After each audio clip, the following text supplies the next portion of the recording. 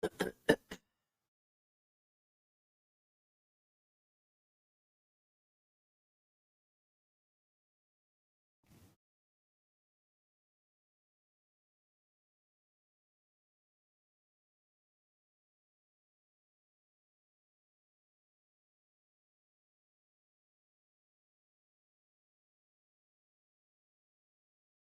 जी, good morning. बहुत बढ़िया। आप लोग भी बहुत अच्छे होंगे, मैं तो बहुत अच्छा हुई। और फिर से हम लोग पूरी एनर्जी के साथ आपके सामने आ गए हैं। आज फिर से हम लोग करंट इलेक्ट्रिसिटी को आगे बढ़ाएंगे। मे बी ये 2 या 3 क्लास का करंट इलेक्ट्रिसिटी और रह गया है। चैप्टर ये भी बड़ा है और इसके बाद वाले सारे चैप्टर काफी छोटे रहेंगे। यानी मैग्नेटिज्म एक स्मॉलर चैप्टर है एज कंपेयर टू अभी तक के जो चैप्टर्स हमने पढ़े। तो करंट इलेक्ट्रिसिटी को भी हालांकि हमने काफी तेजी से ही कंप्लीट किया है और अपने छोटे छोटे शॉर्ट वीडियो का भी फायदा लिया। आज कल मैंने कुछ शॉर्ट वीडियो भेजे थे आपको।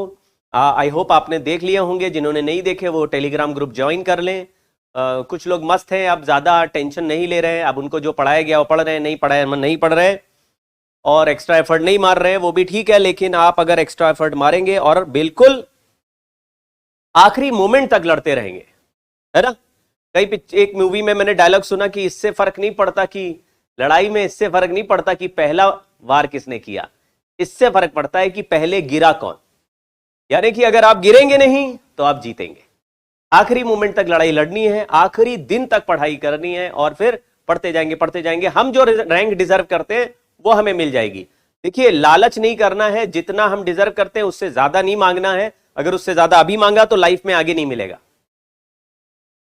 इसलिए अभी हम लोग जो हमारे कंट्रोल में है, हमारे कंट्रोल में हमारी पढ़ाई है, हमारा समय है, हमारा पूरा मेहनत है, वही करते जाते हैं। कैसे मेहनत करनी है, आप छोटा सा टाइम टेबल बनाइए। उस टाइम टेबल में रैंडम नंबर मत लिखिए कि 6 बजे से 8 बजे तक ये कर लिया, 8 बजे से 10 बजे तक ये कर लिया, ऐसे मत लिखिए।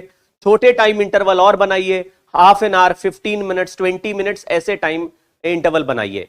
ये शायद कुछ क्लास पहले मैंने बताया भी था, लेकिन फिर से रिपीट कर दूं कि मुझे एक स्टूडेंट ने पूछा कि सर मैं 6 से 8 घंटे पढ़ता हूं सेल्फ स्टडी में, फिर भी मेरा आउटपुट नहीं आ रहा।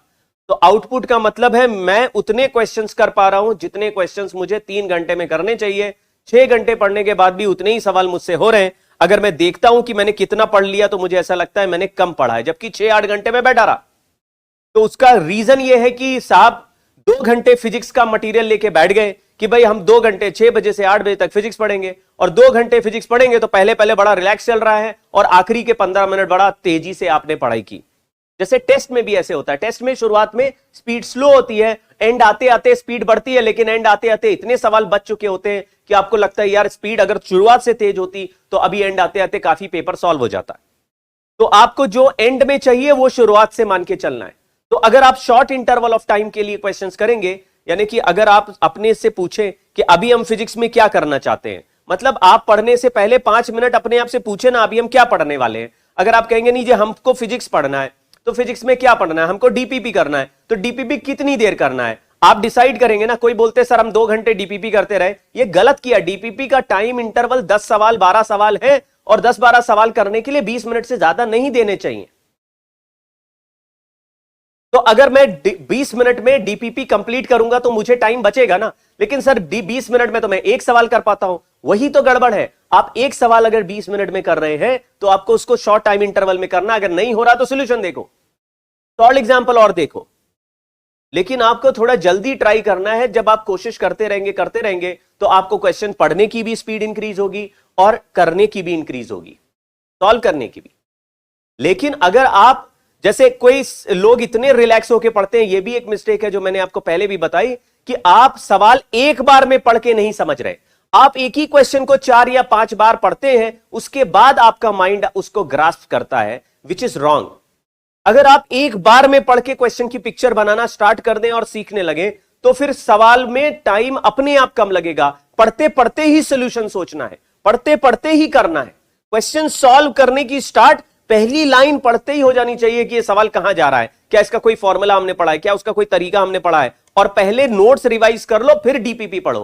डीपीपी नॉर्मली सेम क्लास के क्वेश्चंस की होती है, यानी कि आज की क्लास में जो पढ़ा सीधा डीपीपी सॉल्व मत करो, पहले ध्यान से पूरे नोट्स कंप्लीट करो। नोट्स कंप्लीट करके उनको रिवाइज करो, रिवाइज करके डीपीपी करो। 15 मिनट लगाने पर तुमको अगर हाफ एन आवर बच रहा है तो ये 15 मिनट तुम्हारे बहुत जबरदस्त काम आने वाले, ठीक है। और अपना जोश बनाए रखिए। अगर सवाल नहीं सॉल्व हो रहे तो इसको एक्सेप्ट कर लो कि भाई नहीं होंगे, अगर हो रहे हैं तो खुशियां मनाएंगे, नहीं हो रहे तो नॉर्मल, ऐसे चलिए। तो कई बार ऐसे समस्याएं आएंगी। आज एंड में मैं आपको एक अपने दोस्त की स्टोरी सुनाऊंगा जो कि बहुत रैग्स टू रिचेस की स्टोरी है, और आपको सुन के रिलेट भी करेंगे और उससे आपको बहुत बहुत इंस्पिरेशन मिलेगी। उस दोस्त से भी कभी मौका मिलेगा तो मिलवाएंगे आपको, लेकिन आज मैं बताऊंगा उसकी कहानी। मुझे उसका फोन आया, अचानक मुझे याद आया कि इस लड़के ने कितना स्ट्रगल करते हुए अपनी लाइफ बनाई है। आप भी ऐसे स्ट्रगल की स्टोरी सुनेंगे तो आप भी रो पड़ेंगे। चलिए स्टार्ट करते हैं। हमने आपको डेल्टा स्टार मेथड वहां भेज दिया है, इसलिए डेल्टा स्टार पे अब हम नहीं जा रहे, क्योंकि डेल्टा स्टार हमको डाइवर्ट कर रहा था। मुझे लग रहा था कि डेल्टा स्टार का आज तक एक भी सवाल आया नहीं है। 15-20 मिनट, आधा घंटा डेल्टा स्टार में लगाएंगे और उससे सवाल कोई आएगा नहीं तो फिर फायदा नहीं होगा। आज तक हमने डेल्टा स्टार को यूज नहीं किया किसी भी क्वेश्चन में, ठीक है। तो आप देखो यहां पे हम लोग अभी गैल्वेनोमीटर पढ़ रहे हैं। अब गैल्वेनोमीटर सर अगले चैप्टर का टॉपिक है, ये आप तो यहां ले आए। अगले चैप्टर का मतलब मैग्नेटिज्म का टॉपिक है ये वाला गैल्वेनोमीटर, तो उसको यहां पढ़ने का क्या फायदा है, क्योंकि यहां पे एमीटर वोल्टमीटर गैल्वेनोमीटर से बनाए जाएंगे। इसको यहीं खत्म करना जरूरी, अगले चैप्टर तक टाला तो मामला बहुत डिले हो जाएगा। तो मैं आपको गैल्वेनोमीटर में समझाने के लिए कुछ ऐसे कॉन्सेप्ट को लिखूंगा जो आपने अभी नहीं पढ़ा है, उसको याद कर लेना, आपको पढ़ लेना, उसको याद करना, ठीक है। मैंने क्या बोला कि गैल्वेनोमीटर एक ऐसे कॉन्सेप्ट पर बेस्ड है, एक ऐसे प्रॉपर्टी है। तो ये पहले करता क्या है, उसका ऑब्जेक्टिव क्या है। गैल्वेनोमीटर किस चीज का मीटर है, किस चीज का डिवाइस है। ये मशीन क्या करती है, टू मेजर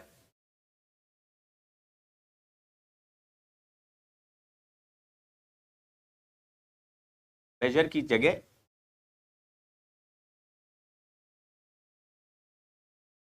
टू फाइंड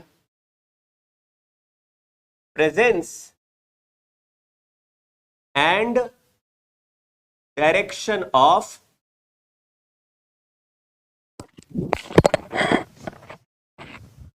एक मिनट भाई, ये तो निकल गया, एक minute. To find presence and direction of electric current.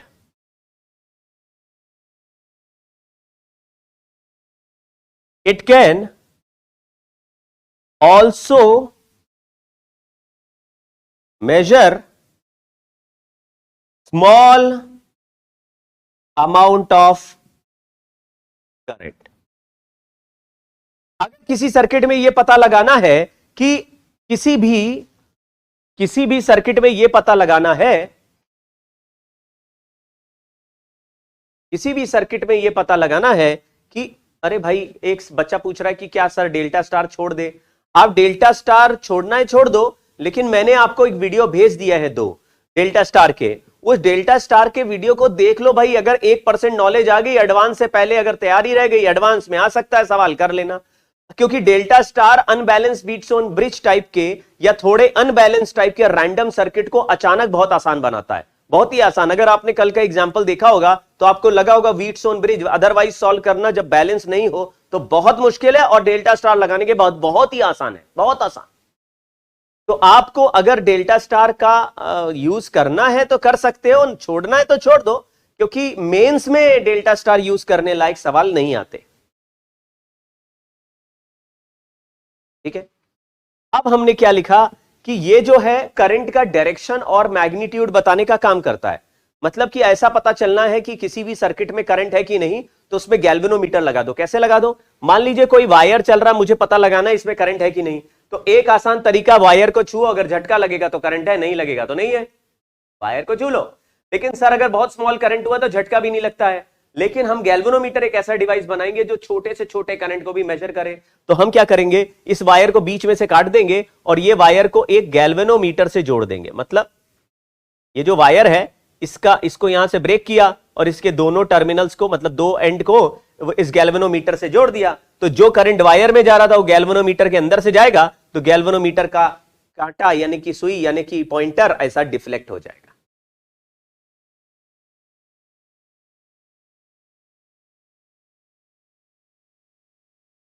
तो अगर आपने करंट का डायरेक्शन पता लगाना है तो डिफ्लेक्शन के डायरेक्शन से पता चल जाता है, और करंट का वैल्यू पता लगाना है तो डिफ्लेक्शन के वैल्यू से पता चल जाता है। लेकिन क्या है कि ये गैल्वेनोमीटर स्मॉल करंट को मेजर करने के लिए बनाया गया है। इसका मतलब अगर इसके आखिरी वाला पॉइंट मान लो 30 मिली एंपियर दिख रहा है आपको, यानी 30 मिली एंपियर करंट भेजेंगे तो आखिरी पे चला जाएगा। ये जो इसका पॉइंटर है, ये जो ऐसे एरो बना हुआ है ना, ये आखिरी में चला जाएगा। इसको बोलेंगे फुल स्केल वैल्यू।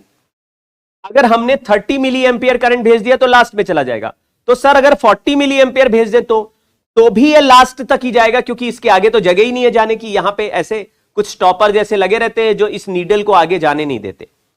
तो अगर मैंने 30 एंपियर करंट इधर से ऐसे भेज रहे हैं करंट कि यहां से, ओहो, इस गैल्वेनोमीटर को लगाया ऐसा पॉजिटिव नेगेटिव ऐसा बना हुआ है, तो अगर करंट एक सेंस इधर की तरफ चल रहा है तो डिफ्लेक्शन एक डायरेक्शन में होगा, और अगर दूसरे साइड चल रहा है तो डिफ्लेक्शन दूसरे साइड होगा। और डायरेक्शन ऑफ करंट के साथ साथ हमको वैल्यू भी पता चल पा रहा है, लेकिन छोटा वैल्यू पता चल रहा है। अगर मैंने 40 मिली एंपियर या 50 मिली एंपियर करंट भेजा तो ये जो डिफ्लेक्शन है 30 पर ही रुक जाएगा। तो 30 से छोटा कोई वैल्यू है वो तो हम निकाल पा रहे, जैसे सामने जो बना हुआ है यहां लिखा है 10, 20, 30, तो इसमें 30 से छोटा वैल्यू तो निकाल पा रहे, लेकिन 30 से वाले बड़े वैल्यू पे ये फुल स्केल चला जाएगा। तो हम लोग कहेंगे भाई इसमें एक मैक्सिमम करंट है जिसको फुल स्केल डिफ्लेक्शन करंट बोलेंगे। उससे छोटे आंसर तो बता पाएंगे, बड़े आंसर नहीं। अगर गैल्वेनोमीटर छोटे से छोटे करंट को ये प्रेजेंस पकड़ने के लिए बना है तो इसका ये जो वैल्यू होता है फुल स्केल वैल्यू भी बहुत छोटा होता है, तो बड़े करंट को मेजर नहीं कर पाएगा।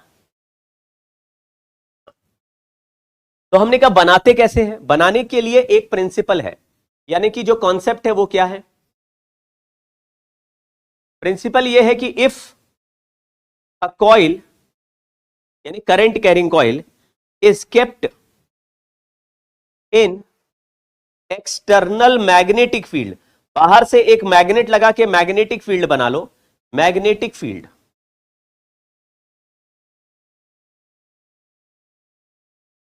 then a torque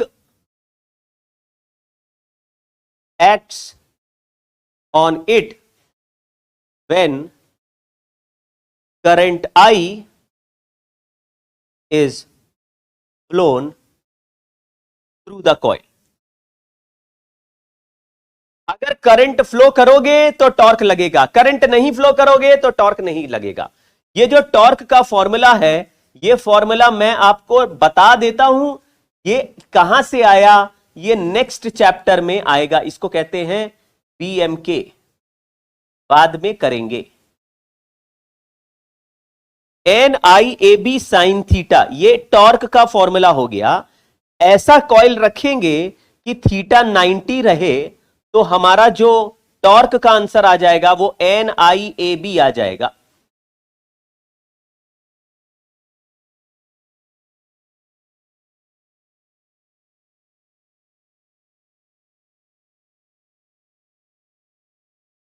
NIAB आ जाएगा।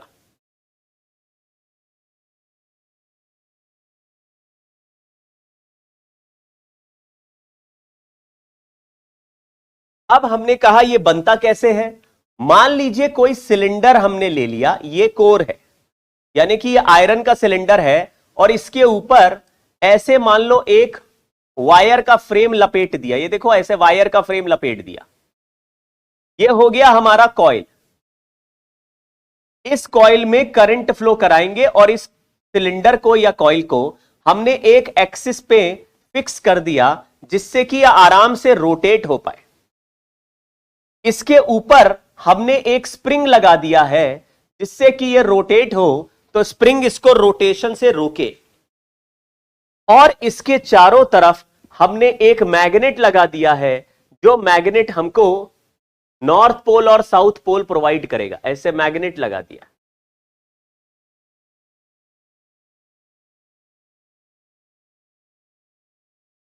मतलब कि ऊपर से देखें तो मैग्नेट आपको ऐसा दिखेगा, ऐसे थोड़ा राउंड मैग्नेट दिखेगा, और बीच में एक कॉइल दिखेगा, और मैग्नेट का मैग्नेटिक फील्ड मान लो इधर से इधर या इधर से इधर चल रहा है, ये नॉर्थ पोल है, ये साउथ पोल है, मैग्नेटिक फील्ड ऐसे चल रहा है।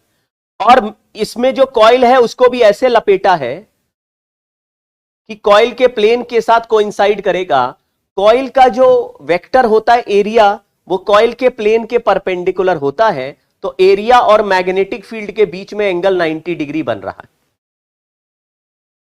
तो एन क्या है? एन है नंबर ऑफ टर्न्स कॉइल में। ए क्या है? ए एरिया ऑफ कॉइल है। आई क्या है? आई करंट है, करंट इन द कॉइल। और बी क्या है? बी मैग्नेटिक फील्ड है। फॉर्मूला टॉर्क का है N I A B sine theta, sine 90 कर दिया ऑलमोस्ट। फिर मैंने क्या किया कि जैसे ही टॉर्क लगेगा कॉइल रोटेट करेगा इस टॉर्क की वजह से।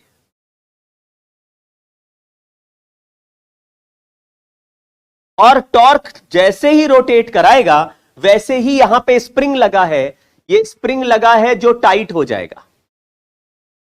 तो torque in spring will oppose the magnetic torque.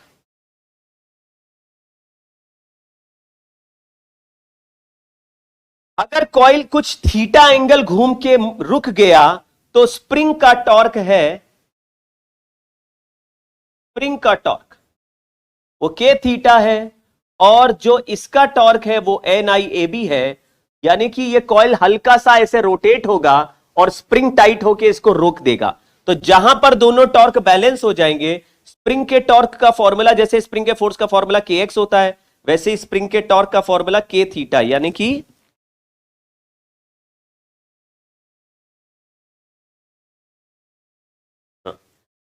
यानी कि के थीटा हो गया N I A B, K theta हो गया एन आई ए बी। तो आपको ऐसा लगेगा कि theta is N A B by K into आई।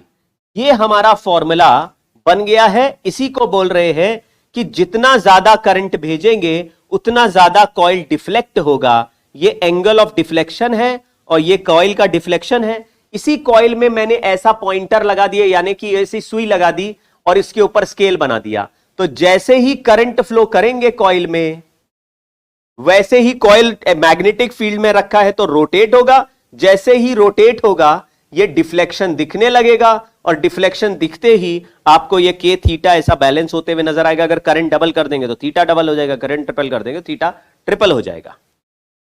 थोड़ा थोड़ा ये याद कर लो, K theta is equal to N I A B, K theta is equal to N I, इसको याद कर लीजिए।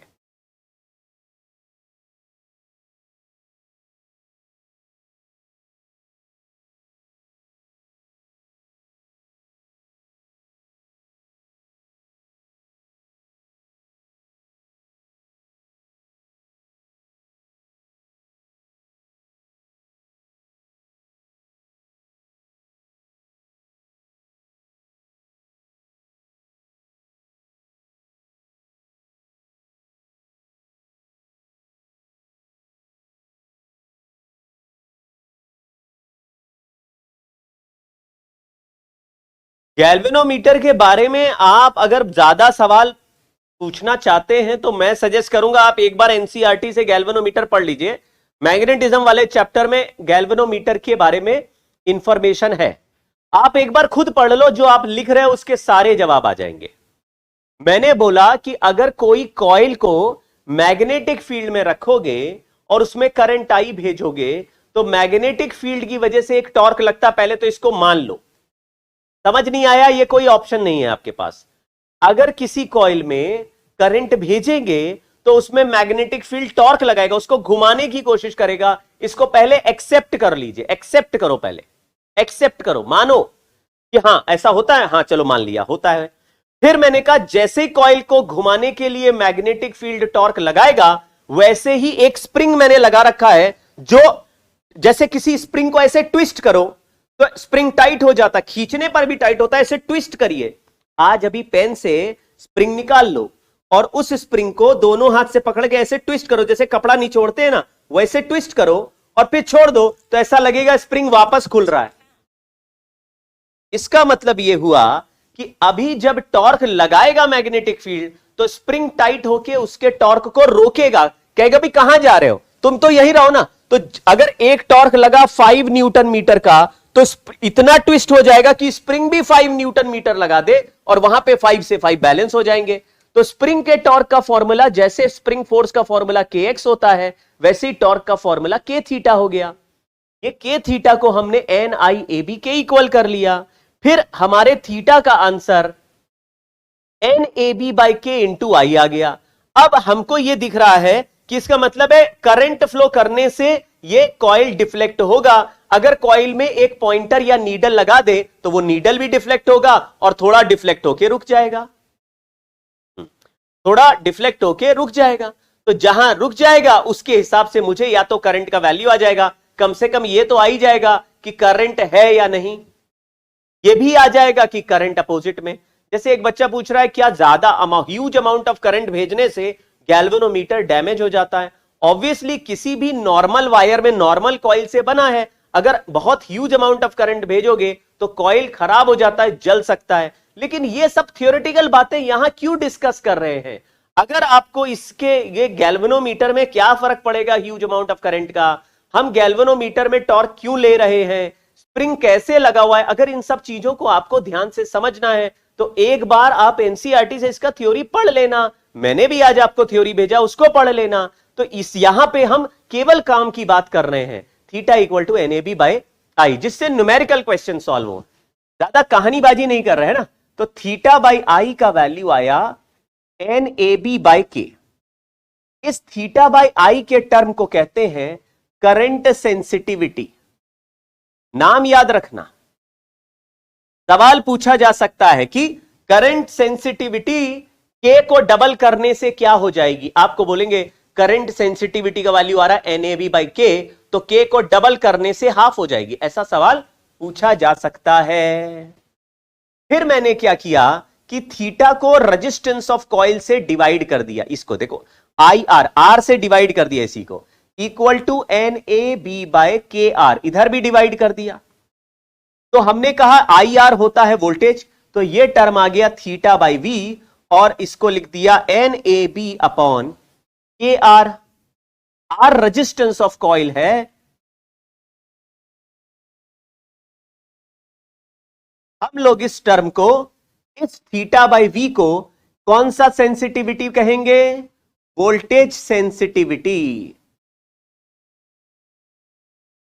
इसका मतलब है ये करंट से कैसे सेंसिटिव होगा, कितना सेंसिटिव होगा, उस टर्म का आंसर θ/I से आएगा। कोई बोलता है यार मुझे ज्यादा करंट सेंसिटिव बनाना है, इसका मतलब है छोटे छोटे करंट पे भी डिफ्लेक्ट हो, तो ज्यादा यानी डबल करंट सेंसिटिव बनाना है तो या तो नंबर ऑफ टर्न्स डबल कर दो, या एरिया डबल कर दो, या मैग्नेटिक फील्ड डबल कर दो, तो ज्यादा टॉर्क लगेगा, तो सेम स्प्रिंग से ज्यादा डिफ्लेक्ट होता हुआ दिखेगा, या K का वैल्यू हाफ कर दो।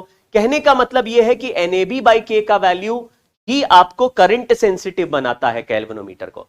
करंट सेंसिटिव का मतलब होता है छोटे करंट पर भी डिफ्लेक्शन, ज्यादा करंट सेंसिटिव मतलब और छोटे करंट पे डिफ्लेक्शन दे। ऐसे ही वोल्टेज सेंसिटिव बनाने के लिए हमको एरिया B और K का वैल्यू बदलना पड़ेगा। अगर यहां पे मैं आपको एक सवाल पूछूं, देखो यहां पे ही एक सवाल बनेगा, अगर मैंने कहा नंबर ऑफ टर्न्स डबल कर दिए तो करंट सेंसिटिविटी क्या हो जाएगा? आंसर है डबल हो जाएगा। मैंने फिर से सवाल पूछा नंबर ऑफ टर्न्स डबल कर दिए तो वोल्टेज सेंसिटिविटी क्या हो जाएगा? तो वो डबल नहीं होता, वो सेम होता है। K क्या है? सवाल पूछ रहे हैं K क्या है? K स्प्रिंग का टॉर्शनल कांस्टेंट है। इतना तुम SHM पढ़ आए और torque equal to K theta आने पर आप ये नहीं लिख पा रहे कि एक जैसे फोर्स कांस्टेंट होता है वैसे टॉर्शनल कांस्टेंट होता है, ये वही टॉर्शनल कांस्टेंट है, SHM में भी आया था ये। खैर NAB/KR में नंबर ऑफ टर्न्स अगर डबल करोगे तो ज्यादा अमाउंट ऑफ वायर लेना पड़ेगा, और ज्यादा वायर लोगे तो उसका रेजिस्टेंस भी बढ़ जाएगा, यानी कि नंबर ऑफ टर्न्स डबल करोगे तो रेजिस्टेंस भी डबल हो जाएगा। अगर कोई कहता है केवल नंबर ऑफ टर्न्स डबल करने से वोल्टेज सेंसिटिविटी पे क्या फर्क पड़ता है? कोई फर्क नहीं पड़ता, क्योंकि एन और आर दोनों बढ़ते हैं। लेकिन केवल नंबर ऑफ टर्न्स डबल करने से करंट सेंसिटिविटी डबल हो जाता है। थोड़ा दिमाग लगाना भाई। अब आप लोग मजे ले रहे हैं, अब आप लोग मजे ले रहे हैं इसलिए क्योंकि सवाल देख के मुझे बहुत ही ज्यादा दुख हो रहा है, भयंकर दुखी हो गया मैं, भयंकर दुख। मेरा दिल रोने लग रहा है, मेरे दिल से आवाज निकलने लग रही है, तड़प तड़प के इस दिल से आह निकलती रही।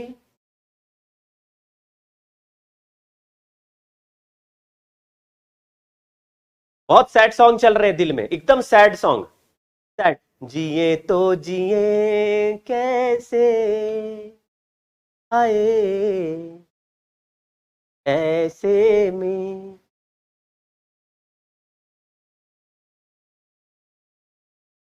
हाँ, कभी कभी मुझे लगता है कि दूसरी कोचिंग के बच्चे आ जाते हैं, बोलते हैं कि लग रहा है इनके यहाँ मतलब खरीदते हैं कोर्स खरीदते हैं कि 5,000 इन्वेस्ट किया, दूसरी कोचिंग में 1,00,000 रुपए इन्वेस्ट किया ताकि मेरा सिलेक्शन हो, और इस कोचिंग में मैंने 5,000 रुपए खर्च किया ताकि दूसरों का सिलेक्शन ना हो। है ना? तो देखो, 1,00,000 अपने लिए इन्वेस्ट किया और 5,000 में अगर 50 लोगों का सिलेक्शन रोक दिया तो 50 से तो आगे निकल गए। ये भी एक अच्छी ट्रिक है। मैं तो कहता हूं आप लोग और भी सारे सब्सक्रिप्शन जितने भी इंटरनेट पे चल रहे हैं अलग अलग कोचिंग के, सबको खरीद लो और सब जगह जा जाके दिन भर आप केवल ऐसे ही लल्लू सवाल पूछो, तो आपको काफी आइडिया लग जाएगा। अब मैं बताऊंगा नहीं क्या सवाल पूछा, आप भी रो दोगे, ऐसा सवाल पूछ लिया है। चलिए, करंट सेंसिटिविटी, वोल्टेज सेंसिटिविटी, शब्द याद रखिएगा, डायरेक्ट सवाल आ सकता है, मेंस में आ सकता है, मेंस में आ सकता है। ये पकड़ना, नंबर ऑफ टर्न्स पे डिपेंड नहीं करता, ये नंबर ऑफ टर्न्स पे डिपेंड करता है। सर यहां तो एन लिखा है, एन और आर आपस में प्रोपोर्शनल होते हैं, वो कट जाते हैं, तो एन बढ़ाओगे तो आर भी बढ़ जाएगा सेम अमाउंट से।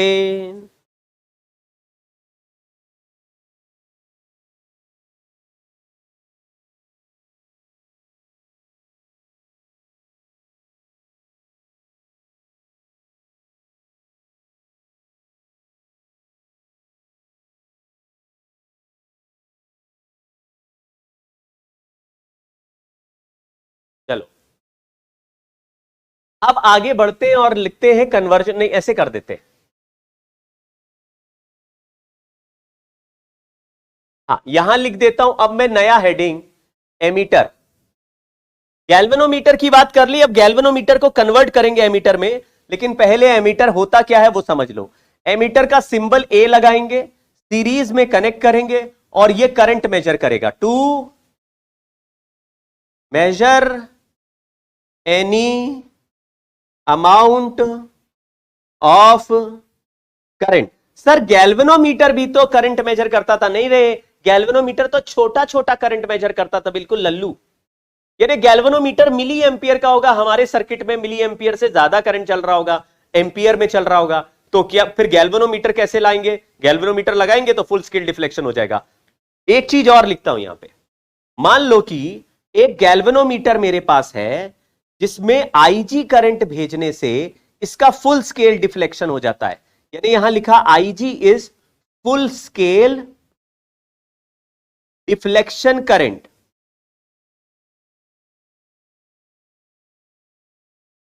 और इसका जो रेजिस्टेंस है वो आरजी है, ऐसा लिख लिया, ऐसे सिंबल मिला लिया, आर यानी रेजिस्टेंस गैल्वेनोमीटर का आरजी है, और इसके अक्रॉस वोल्टेज वीजी है, और वीजी का वैल्यू हुआ फुल स्केल डिफ्लेक्शन वोल्टेज। तो V is equal to I R लगा सकते हैं, V is equal to I R. ये बड़ा सिंपल रूल है, ये तो ओम्स लॉ है कि अगर मैंने बोला कि इसमें 2 मिली एम्पियर का फुल स्केल वैल्यू है, यानी ये 2 मिली एम्पियर खाने पर फुल स्केल चला जाएगा, तो क्या 2 मिली एम्पियर से ज्यादा का वैल्यू बता सकता है? नहीं।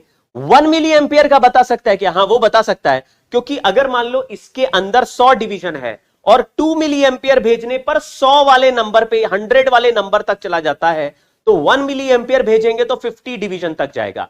अगर मैं हाफ मिली एम्पियर भेजूंगा तो 2.25 डिवीजन तक जाएगा। तो ऐसे नंबर ऑफ डिवीजन काउंट करके हम पता लगा सकते हैं इसका लीस्ट काउंट, और यह भी पता लगा सकते हैं कि कितना वैल्यू अंदर का, मतलब फुल स्केल से छोटे हर वैल्यू को मेजर कर पाएगा। तो अगर आई का वैल्यू लेस देन आईजी है तो यह मेजर करेगा, और V का वैल्यू लेस देन VG है तो भी ये मेजर करेगा।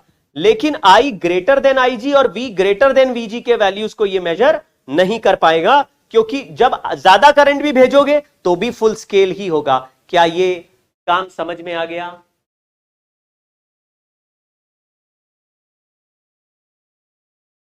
हाँ, अब थोड़ी देर के लिए चैट बंद कर रहा हूं, केवल इसको समझा रहा हूं। अब चैट थोड़ा रोक दिया है मैंने, मतलब मैंने, आप लोग लिख सकते हैं, मैं नहीं पढ़ रहा हूं चैट। अब थोड़ी देर तक मैं आपको केवल ये कहानियां समझा रहा हूं। एमीटर क्या कहता है? एमीटर कहता है एक ऐसा डिवाइस जो कोई भी करंट मेजर करे, यानी गैल्वेनोमीटर जो नहीं करता था वो एमीटर भी मेजर करेगा। ठीक है, तो कैसे लगाएंगे? एक सर्किट में एक रेजिस्टेंस है और वो सर्किट ऐसे चल रहा है, हमने कहा कि रेजिस्टेंस का करंट बताओ। तो मैंने क्या सोचा, इस रेजिस्टेंस के रास्ते पे वायर तोड़ के एमीटर घुसा दो सीरीज में। तो सीरीज में लगाने से जो करंट रेजिस्टेंस में जाएगा या वायर में जाएगा वही एमीटर से होके निकलेगा, तो एमीटर में सेम करंट जाएगा, तो आंसर बता सकता है। हालांकि एमीटर एक नॉन आइडियल डिवाइस है जो कभी सही करंट नहीं बताता। सही करंट नहीं बताता मतलब, सही करंट का मतलब यह हुआ कि मुझे पूछा था किसी ने कि इस वायर में करंट बताओ, उसने ये नहीं कहा था कि एमीटर लगा है और करंट बताओ, ऐसे नहीं बोला। जब एमीटर नहीं लगा था उस समय का करंट पूछा था, फिर मैंने इसमें एमीटर एक्स्ट्रा लगा दिया। अब एमीटर का एक रेजिस्टेंस होता है, तो जैसे ही एक्स्ट्रा रेजिस्टेंस सर्किट में आया वैसे ही सर्किट में आने वाला करंट का वैल्यू बदल गया। जैसे ही सर्किट में करंट बदल गया वैसे ही इस करंट से अब एमीटर जो आंसर बताएगा वो नए करंट का आंसर बताएगा एमीटर लगने के बाद। आप फिर से सुनिए, मान लो किसी वायर में 5 एम्पियर करंट था और उसको करंट मेजर करना था, मान लो 2 एम्पियर करंट जा रहा था, 5 ओम का रेजिस्टेंस था और 2 एम्पियर करंट जा रहा था। मुझे किसी ने बोला कि इसमें एमीटर यूज करके करंट बताओ। तो जैसे ही मैंने एमीटर लगाया, मान लो एमीटर का रेजिस्टेंस 1 ओम है, 5 ओम का वायर में पहले से ही रेजिस्टेंस था, 1 ओम का रेजिस्टेंस मैंने एमीटर लगाया तो 1 ओम फ्री में मिल गया। तो आप कहेंगे सर रास्ते का तो रेजिस्टेंस अब बढ़ गया तो करंट डिक्रीज होके 2 से मान लो 1.8 हो गई, तो एमीटर 1.8 का आंसर बता रहा होगा। लेकिन जब एमीटर नहीं लगाता तो असली करंट 2 एम्पियर था, जो तुम्हें नहीं पता है, लेकिन असली 2 था। रेजिस्टेंस लगाने पर यानी एमीटर लगाने पर एक्स्ट्रा रेजिस्टेंस आ गया, जिसकी वजह से करंट का वैल्यू डिक्रीज हो गया। तो ये नॉन आइडियल डिवाइस है, ये कभी भी सही आंसर नहीं बताते। तो फिर सही आंसर बताने के लिए क्या करना होता है, उसके लिए बोलते हैं आइडियल एमीटर लाओ। आइडियल एमीटर दुनिया में कुछ नहीं होता। तो आइडियल एमीटर बनाने का तरीका क्या है, मतलब ऐसे कोई प्रैक्टिकल तरीका नहीं, तभी आइडियल बोल रहे हैं। लेकिन अगर कोई कहता हमारे पास आइडियल एमीटर है तो तुम कहना भाई तुम्हारे एमीटर में फिर रेजिस्टेंस नहीं होना चाहिए। लेकिन एमीटर बनाने के लिए रेजिस्टेंस लगाना ही पड़ेगा, वायर लगाओगे रेजिस्टेंस आ जाएगा। तो आप समझना ये कैच 22 सिचुएशन हो गया कि एमीटर बनाते हो तो रेजिस्टेंस आएगा और एमीटर नहीं बनाते हो तो फिर करंट ही पता नहीं चलेगा। तो चलो गलत तो पता चलेगा, कुछ तो पता चलेगा। तो आप ये समझना कि ये प्रैक्टिकल सिचुएशन है। आइडियल सिचुएशन में करंट एमीटर का जो रेजिस्टेंस है वो 0 हो जाएगा। आइडियल एमीटर बहुत नेग्लिजिबल हो तो आप कहेंगे अरे यार बहुत छोटा है, कोई फर्क नहीं पड़ रहा। क्या to measure any amount of current. अब एमीटर अलग से कैसे बनाएं वो हमारे सिलेबस में नहीं है। तो क्या सिलेबस में है? सिलेबस में है कि गैल्वेनोमीटर को एमीटर में कैसे कन्वर्ट करें, यानी how to make an ammeter using galvanometer. अब देखो इसमें आपको थोड़ी देर के लिए लगेगा कि मैं जुगाड़ लगा रहा हूं, आपको ऐसा लगेगा मैं जुगाड़ लगा रहा हूं, आपको ऐसा लगेगा मैं गलत कर रहा हूं, लेकिन वो जो जुगाड़ लगाऊंगा उससे ही सही आने लगेगा। और ये जुगाड़ किसी भी केस में काम करेगा। एक्चुअली जुगाड़ नहीं, ये सचमुच साइंस है। हमें लगेगा, मैं ऐसे समझाऊंगा कि आपको लगेगा सर भिड़ा दिए, कहानी भिड़ा रहे हैं, हमको लग रहा है कि ये सब नकली बता रहे हैं। देखना ध्यान से, मेरे पास एक गैल्वेनोमीटर है जिसका अपना एक रेजिस्टेंस RG है और इसका full scale deflection value IG है। लेकिन मुझे उसको एक ऐसे एमीटर में कन्वर्ट करना है जिसका full scale deflection current I है। मैं एग्जाम्पल के लिए बोलता हूं, मान लीजिए किसी का गैल्वेनोमीटर का फुल स्केल वैल्यू 2 एंपियर है और मुझे उसको 100 एंपियर में कन्वर्ट करना है। मतलब मैं ये चाहता था कि जो गैल्वेनोमीटर 2 एंपियर करंट खा के जस्ट अपने फुल स्केल पे पहुंचता है फुल स्केल पे, तो वो 2 एंपियर से ज्यादा करंट नहीं बता सकता, क्योंकि 3 भेजोगे तो भी फुल पे चला जाएगा, 4 भेजोगे तो भी फुल पे चला जाएगा, 5 भेजोगे तो भी फुल पे चला जाएगा। तो 2 एंपियर पे पहली बार फुल स्केल गया है, यानी अगर 1.9 भेजेंगे तो फुल नहीं जाएगा। 2 पे पहली बार फुल गया और 2 से बड़े वैल्यू पे ये फुल स्केल ही दिखाता रहेगा। तो हम कहेंगे यार ऐसे गैल्वेनोमीटर को एक ऐसे एमीटर में कन्वर्ट करो जो 100 एंपियर पे फुल पे जाए, यानी अगर 90 भेजा तो भी फुल पे नहीं जाएगा, 80 भेजा तो फुल स्केल नहीं होगा। तो मैंने कहा ये वो गैल्वेनोमीटर है जो 2 एंपियर खा के फुल स्केल जाता था। मुझे इसको 100 एंपियर भेजना है, तो मैंने लिखा मुझे इसको 100 एंपियर भेजना है, जबकि ये गैल्वेनोमीटर कितना करंट खा के फुल स्केल चला जाता, आईजी। तो मैंने कहा इधर से 100 आ रहा है और मैं चाहता हूं जब मैं 100 भेजूं तो इसमें केवल आईजी जाए, तो रिमेनिंग करंट को कहीं और किसी और रास्ते से हमको खींच लेना पड़ेगा। तो किसी और रास्ते से खींचने के लिए मैंने एक पैरेलल रास्ता बना दिया और इस रास्ते का नाम दुनिया में शंट कहते हैं। ये देखो ऐसा पैरेलल रास्ता बना दिया और पैरेलल रास्ते में एक एक्स्ट्रा रेजिस्टेंस लगा दिया, जिस रेजिस्टेंस को शंट रेजिस्टेंस कहते हैं। इसको आरएस लिख दिया या आर भी लिख सकते हैं, तो RS is called shunt resistance. Shunting is a general word use for parallel connection. अगर कभी भी आगे भी चल के कोई कहता है कि this battery is shunted bye 5 ohm resistance, तो बैटरी के पैरेलल में 5 ओम रेजिस्टेंस लगा दो। Shunting, shunted, shunt, shunting, shunted, shunt, shunt, shunt, shunt, shunt है, कोई गाली नहीं है। शंट रेजिस्टेंस गाली जैसा लगता है थोड़ा थोड़ा। Shunt resistance is a parallel branch over the primary circuit. जो भी तुम्हारा सर्किट है उसके ऊपर parallel branching banana is called shunting. तो शंट रेजिस्टेंस लगा दिया। अब मैंने बोला आई करंट हम भेज रहे हैं, आईजी सामने जा रहा है, तो इसमें कितना जा रहा होगा, तो आई माइनस आईजी। हमको कैसे पता चलेगा इसमें आईजी जाएगा तो बाकी इसमें से जाएगा, क्योंकि जब हम आईजी इसमें से भेजेंगे तो ये रेजिस्टेंस केयरफुली ऐसा चूज करेंगे कि वो अपने आप 2 पार्ट में डिवाइड करेंगे, यानी रेजिस्टेंस का वैल्यू हम चूज करेंगे। और हम ऐसा यूज करेंगे कि हमने जब 100 भेजा तो 2 इसमें गया तो 98 इसमें से जाएगा। अब 2:98 अगर करंट डिवाइड करना है तो यहां पे 1:49 का रेशियो हो गया करंट का। 1:49 करने के लिए रेजिस्टेंस का वैल्यू 49:1 होना चाहिए। यानी कि अगर मैं इस एग्जांपल से देखूं तो आरएस का वैल्यू आरजी बाय 49 करेंगे तो अपने आप 1:49 में करंट डिवाइड हो जाएगा। रेजिस्टेंस कम रखेंगे तो करंट ज्यादा फ्लो करेगा। यहां से इसमें जाना है 2, इसमें जाना है 98। खैर 1:49। मैंने क्या किया, इस पूरी चीज को एक डिब्बे के अंदर बंद कर दिया और डिब्बे में एक ढक्कन ऐसे खोल दिया, मतलब ऐसे इतनी खिड़की खोल दी, और मैंने दुनिया से पूछा देखो मैं कितना करंट भेज रहा हूं। दुनिया कहेगी 100। हालांकि अंदर किसी को नहीं पता क्या हो रहा है, तो इसमें 2 एंपियर गया, तो गैल्वेनोमीटर 2 एंपियर खा के क्या करता है, जस्ट फुल स्केल जाता है। तो बाहर वाले लोगों से पूछा देखो मैंने कितना करंट भेजा, 100, और ये देखो अंदर का कांटा क्या कर रहा है। तुमने बोला अरे सर ये जस्ट फुल स्केल में गया, इसका मतलब ये कैसी डिवाइस हो गई, ये ऐसी डिवाइस हो गई जो 100 पे फुल स्केल पे जा रही है। क्या आपको थोड़ा थोड़ा कहानी समझ में, आपको लग रहा होगा अभी कि सर ये तो जुगाड़बाजी लग रही है, कि बाहर से लोगों को लग रहा है कि 100 खा के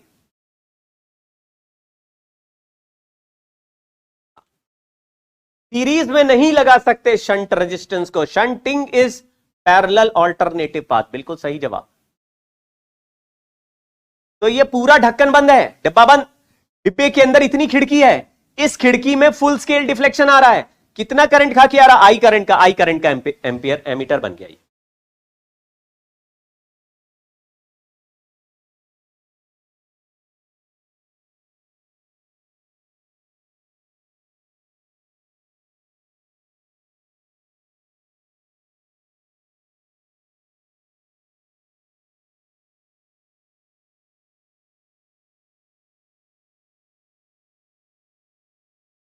पड़ोस में हो रही भाई, कोई कह रहा पूजा हो रही क्या पड़ोस में?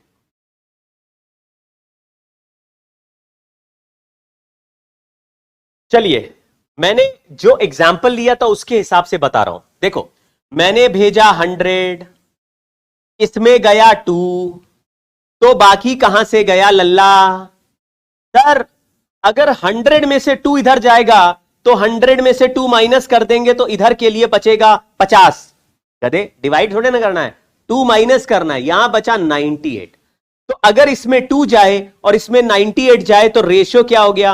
अरे सर देखो, 98 डिवाइड बाय 2 करेंगे तो 49 आ जाएगा। यानी यहां का रेशियो 1 है तो यहां का वैल्यू 49 है, 1:49।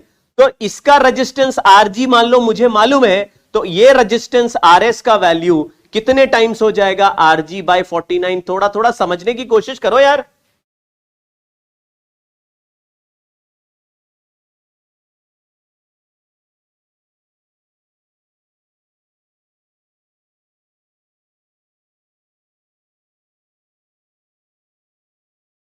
RG by 49। तो ये बहुत ही छोटा रेजिस्टेंस का वायर लगाया है जिससे ज्यादातर करंट अपनी तरफ से मोड़ ले। गैल्वेनोमीटर को जो करंट मिलना है वो गैल्वेनोमीटर का आईजी है, रिमेनिंग करंट ऊपर से चला जाएगा। तो रिमेनिंग करंट ऊपर से चला जाएगा, उसी रिमेनिंग करंट के रेशियो से डिवाइड हो जाएगा। तो मैंने ऐसे सोचा कि शंटिंग में पैरेलल है और पैरेलल में वोल्टेज सेम। तो देखो, मैं फिर से रिजल्ट लिख रहा हूं, आईजी इंटू आरजी, इसमें आईजी करंट गया और इसका resistance RG, IG into RG is equal to I minus IG into RS. तो आरएस का वैल्यू बच्चों आया IG into RG upon I minus IG. इसको आईजी इंटू आरजी को वीजी भी कह सकते हैं, VG upon I minus IG.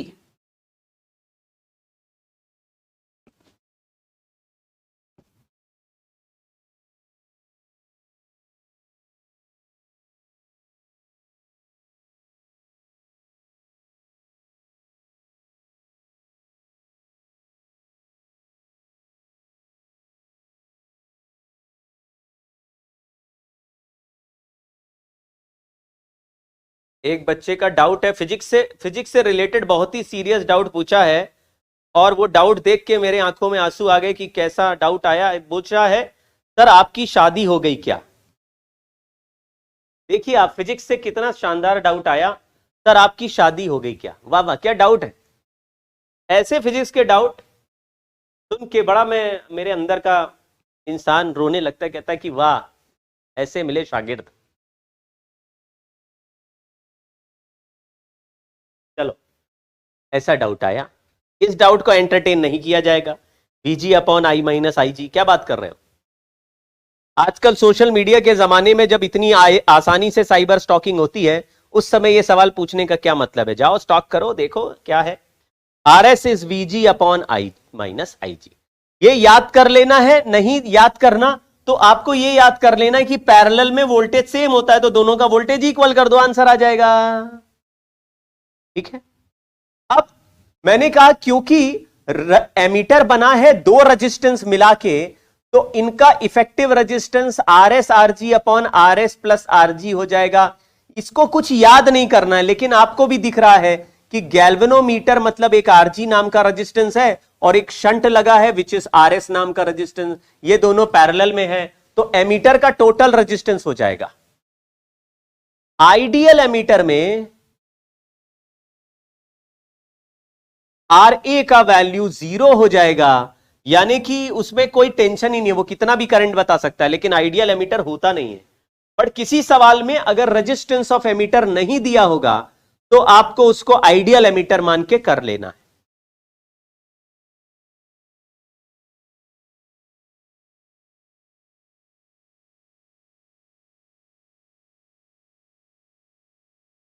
Instagram में फॉलोअर बनाने के लिए सर कर रहे हैं। इंस्टाग्राम में तो तुम लोग वैसे ही फॉलोअर बन जाओ यार, उसके लिए मैं क्या तुम्हारे से रिक्वेस्ट करूंगा? जिसकी मर्जी आ जाओ इंस्टाग्राम में, क्या बात। इंस्टाग्राम फेसबुक में मेरा कर्मेंद्र त्यागी का पेज है, उसको ज्वाइन करो। ऐसे है, ये तो अपने आप ही ज्वाइन कर लो। क्यों? क्योंकि आप जब सेलेक्ट हो जाओगे, आगे चले जाओगे, तो कभी मिलोगे नहीं आके, कैसे ढूंढोगे हमें? तो आप मैसेज लिख दोगे, सर ऐसे ऐसे है, आपसे पढ़ता था मैं, अब मैं आया हूं यूएस से, जरा 1 महीने के लिए, सोचा अपने टीचर से मिल लूं, तो फिर मिल लेंगे यार, ऐसे है भाई। ठीक है, अब एक सवाल करते हैं और बहुत सारे क्वेश्चंस करने की कोशिश करेंगे। Galvanometer has a resistance of 30 ohm and a current of 2 milli ampere is needed to give full scale deflection. तो आई जी का वैल्यू 2 मिली एम्पियर है, रेजिस्टेंस आर जी का वैल्यू 30 ओम है। What is the resistance needed and how it is connected to convert galvanometer into emitter of 0.3 ampere range? तो I का value 0.3 ampere है, तो मैंने कहा कि RS का वैल्यू होता है IG into RG upon I minus IG। अगर आपको लग रहा है कि 0.3 से ये 0.002 बहुत ही छोटा है, तो इसको इग्नोर कर दो और डायरेक्ट डिवाइड कर दो, तो हमको कुछ आंसर आ जाएगा। जैसे 0.3 का पॉइंट हटाया, इसको 0 बढ़ाया, आरएस का वैल्यू आ जाएगा।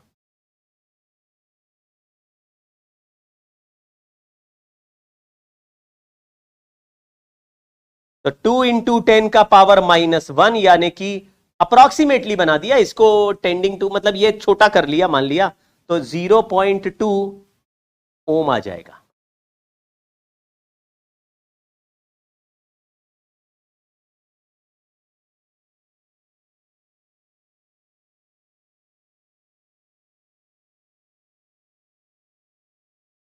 आपसे मिलने के लिए यूएस जाके आना पड़ेगा क्या? ऐसा नहीं है भाई, तुम जहां भी रहोगे हमारे प्रिय रहोगे।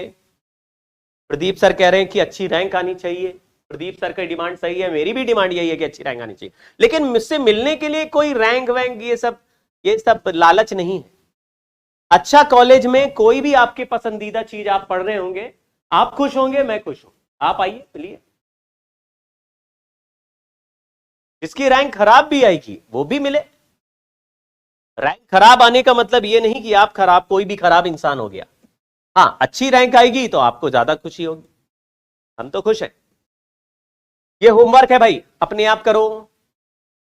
आज जो सवाल मैं आपको सेलेक्ट करके लाया हूं, ये बहुत ही अच्छे क्वेश्चंस हैं, इसलिए आप इनको करना। हालांकि इसमें वोल्ट मीटर और एमीटर नहीं, एमीटर बनाने की ही सवाल है। ये एमीटर बना रहा है 10 एम्पियर का, ये अभी अभी हम कर चुके हैं। ये सवाल हमने लिखा था R S equal to V G upon I minus I G. I G का वैल्यू नॉर्मली बहुत छोटा है, क्योंकि आई जी का वैल्यू है 0.2 अपॉन 20।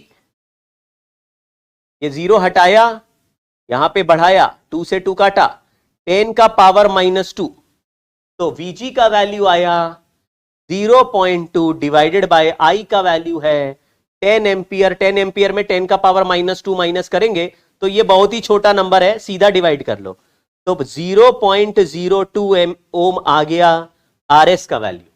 लेकिन 0.02 किसमें कनेक्ट करते हैं? तो 0.02 ohm resistor connected across it, यानी कि पैरेलल में लगाते हैं 0.02।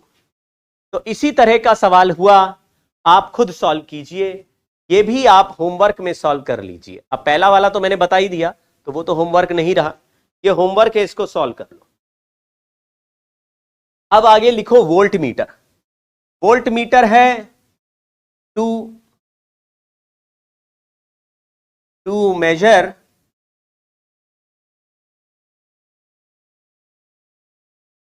Potential difference.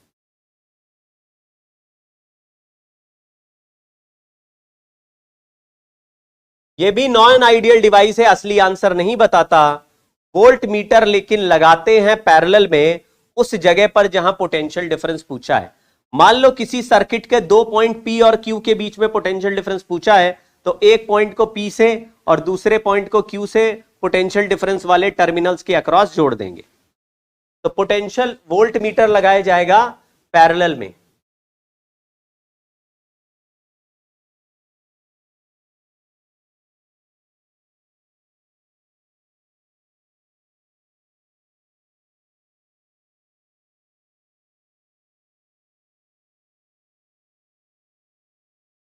बहुत बढ़िया। अंडरटेकर नाम तो अमेरिकन रखे हो और इंडिया की गाने गा रहे हो।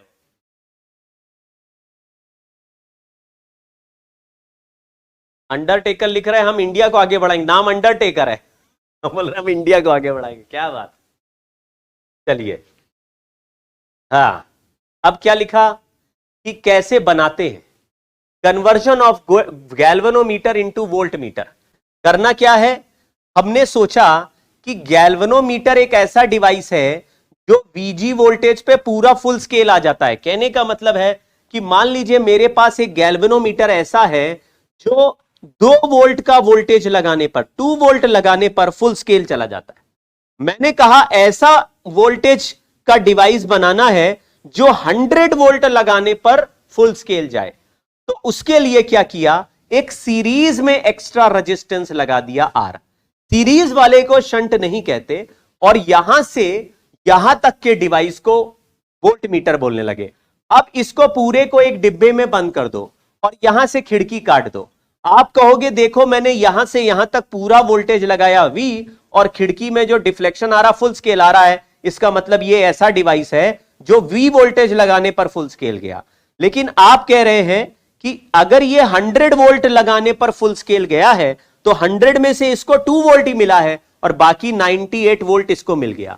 आप कहेंगे जी वोल्टेज का रेशो 1:2:98 हो गया, यानी 1:49 हो गया, तो ये रेजिस्टेंस कितना हुआ, ये इसका 49 टाइम ज्यादा हुआ।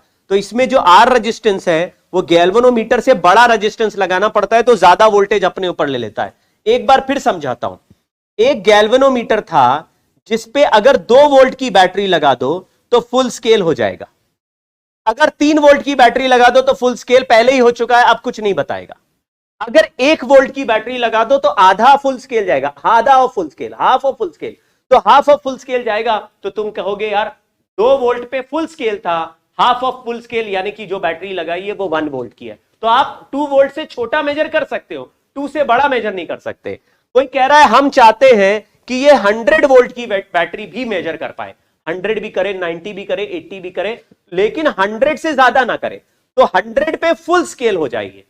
अगर 100 पे फुल स्केल कराना है तो इसके बाजू में एक रेजिस्टेंस और लगा दिया। वो रेजिस्टेंस सीरीज में लगाया क्योंकि वोल्टेज सीरीज में डिस्ट्रीब्यूट होते हैं, डिवाइड हो जाते हैं।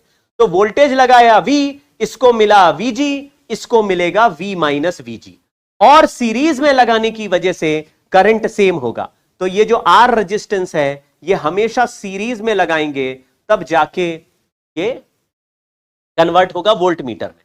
तो देखो करंट सेम है, VG अपॉन RG, इसका करंट हो गया VG अपॉन RG, इसका resistance RG, VG upon RG equal to V minus VG upon R, V minus VG upon R। R वो रेजिस्टेंस है जो हमें पता लगाना है, V वो वोल्टेज है जहां पे इसको बनाना है, VG वो वोल्टेज है जहां पे गैल्वेनोमीटर ओरिजिनली था, और RG गैल्वेनोमीटर का रेजिस्टेंस है। R equal to V minus VG into RG upon VG को IG लिख सकते हैं। तो इसी फॉर्मूले का जवाब, थोड़ा फॉर्मूला बेस्ड है कहानी, लेकिन अगर आपने लॉजिक समझ लिया तो फॉर्मूला याद नहीं रखना पड़ता। आपको शायद ही लग रहा होगा कि ये सब मैं रट के आया हूं। R is equal to V minus VG RG upon V minus VG upon IG। इतना रेजिस्टेंस सीरीज में लगाओ तो फिर गैल्वेनोमीटर था VG का, वो कन्वर्ट हो जाएगा वोल्ट मीटर में, जो हो जाएगा गैल्वेनोमीटर था VG का, वो बन गया वोल्ट मीटर जो बनाएगा V का। तो इससे फायदा यह हुआ कि हम बड़ा छोटा कैसा भी वोल्ट मीटर अपनी मर्जी से बना सकते हैं।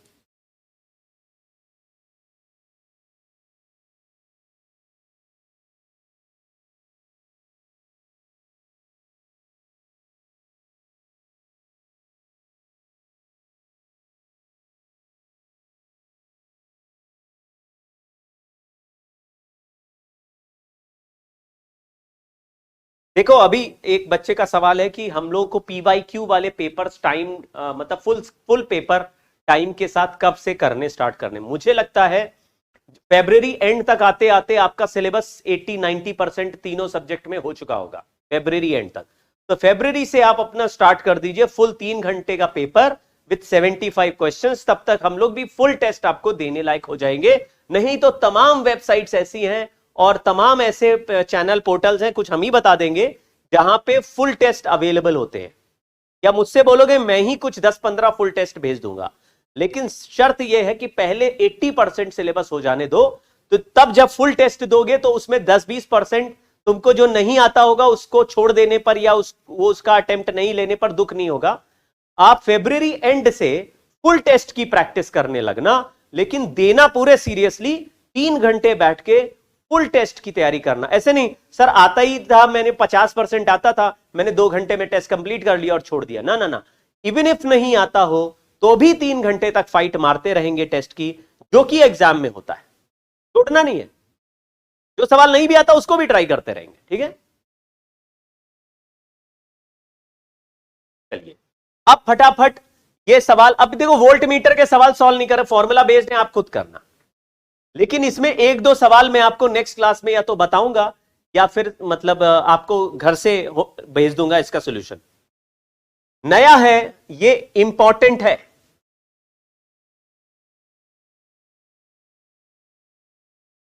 मीटर ब्रिज और पोटेंशियोमीटर, ये 2 चीजें बहुत इंपॉर्टेंट है। देखो इसमें क्या है, एक ऐसा लकड़ी का सिस्टम होता है, ये स्कूल में देखा भी होगा कई बच्चों ने, इसमें बैटरी ऐसा कनेक्टेड रहता है। इस लकड़ी में एक कॉपर का स्ट्रिप ऐसे बीच में और ये साइड में कनेक्टेड होता है। इस कॉपर के स्ट्रिप से वायर कनेक्टेड है एक रेजिस्टेंस बॉक्स के साथ, और इधर वाले स्ट्रिप के साथ वायर कनेक्टेड है एक एक्सटर्नल रेजिस्टेंस में, जिसका वैल्यू हमें मालूम नहीं है, पता लगाना है। इसका वैल्यू हमें पता लगाना है। यहां पे जो वायर है वो ऐसे कनेक्ट होके इस एक्सटर्नल रेजिस्टेंस में जा रहे हैं।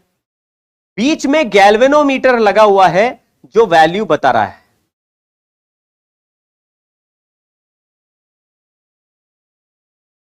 ठीक है, तो बीच का जो गैल्वेनोमीटर है वो भी कनेक्टेड है। अब वो कैसे कनेक्टेड है वो मैं बताता हूं। तो ये सर्किट को जरा हमारे देसी अंदाज में देखिए कि आपको ऐसे यहां पे एक है और फिर यहां बैटरी कनेक्टेड है। इसके बीच में एक स्ट्रेट वायर कनेक्टेड है जिसको हम पोटेंशियोमीटर वायर कहते हैं, और यहां से इस पोटेंशियोमीटर वायर के बीच में एक स्लाइडर कॉन्टैक्ट गैल्वेनोमीटर के साथ कनेक्टेड है। इस स्लाइडर कॉन्टैक्ट को जॉकी कहते हैं, और जॉकी सुनते ही लोग बड़े खुश हो जाते हैं कि सर हाँ जॉकी मतलब जॉकी तो अंडरवियर होता है, सर अंडरवियर लगाए क्या? उसमें बहुत देर तक मजाक चलता है, जॉकी मतलब जॉकी सर, जॉकी तो अंडरवियर है, underwear sir, jockey jockey jockey underwear. तो आपको अगर ऐसा लग रहा है कि ये अंडरवियर ही लगा हुआ है तो वही ठीक है, लेकिन आपको भी पता है कि एक स्लाइडर कॉन्टैक्ट है, वो मतलब एक बार जोक होता है वो उसको हंस के खत्म कर देना। ठीक है, वो जोक खत्म कर दो। अब ये जो जॉकी का यानी अंडरवियर है, इसको यहां से यहां तक खिसकाना है, मतलब ये स्लाइडर कॉन्टैक्ट है। कोई सचमुच ना समझ ले किसका मतलब सर हमको क्या वो अपना जॉकी वाला अंडरवियर लगाना है, ना ऐसे नहीं है। दिस इज स्लाइडर कॉन्टैक्ट, मतलब ऐसे कांटा जैसा फंसा दो और उसको खिसकाते हुए एक पॉइंट से दूसरे पॉइंट तक लेके जाओ। यहां पे एक रेजिस्टेंस, ये गैल्वेनोमीटर हो गया, यहां पे एक रेजिस्टेंस है R और यहां पे एक रेजिस्टेंस है X। ये R का वैल्यू हमको पता है, X का वैल्यू हमको पता लगाना है, और ये स्लाइडर कॉन्टैक्ट में जहां पर जाकर गैल्वेनोमीटर का डिफ्लेक्शन 0 आएगा वहां तक की लेंथ हम L मेजर करेंगे। क्योंकि पूरा वायर 100 सेंटीमीटर का है, इसलिए दूसरे साइड का लेंथ 100 - L हो जाएगा। तो ये जो वायर जहां पे डिफ्लेक्शन 0 देगा वहां पे L और 100 - L के 2 टुकड़े हो जाएंगे।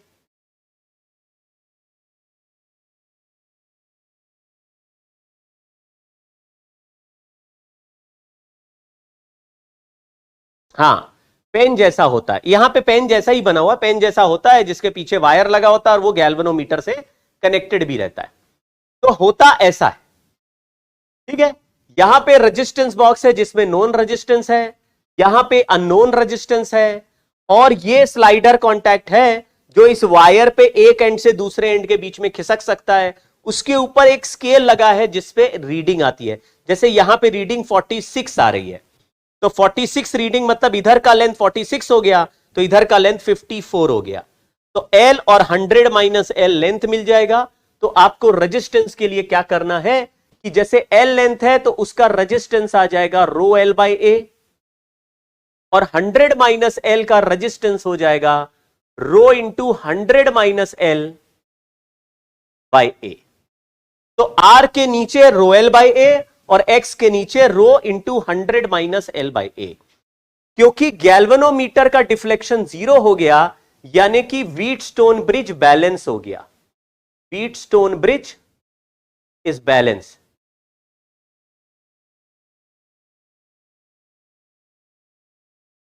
अब ऐसे में R upon rho L by A का value X upon rho 100 minus L by A कर देते हैं, ये कैंसिल कर देते हैं।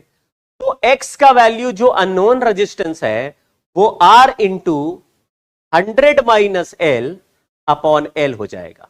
हम इसको L1 और L2 भी लिख सकते हैं, यूनिट एक ही दिया होगा, वैल्यू L ही दिया होगा, दूसरा वैल्यू हम खुद 100 माइनस L करके निकालेंगे। अगर इसमें एरर एनालिसिस लगाएं, एरर एनालिसिस का भी रिजल्ट लिख लो भाई, बाद में लिखेंगे, अभी लिख लीजिए।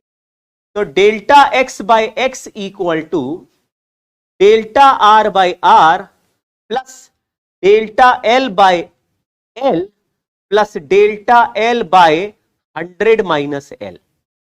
क्योंकि एल में जो एरर होगा 100 माइनस एल में भी वही एरर होगा।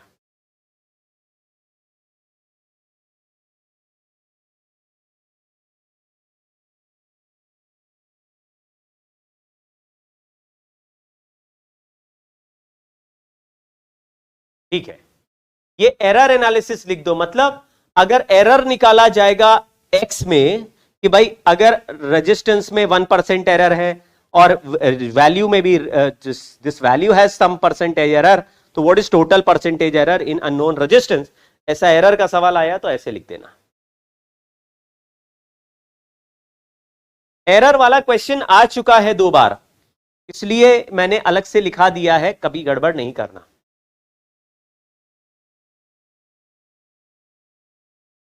दो तीन चीजें हैं जो मीटर ब्रिज में याद रखनी होती है। एक कि जैसे L का वैल्यू क्लोज टू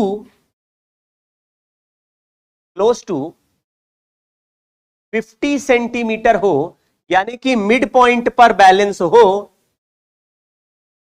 अगर 50 सेंटीमीटर के क्लोज है तो रिजल्ट्स आर मोर एक्यूरेट।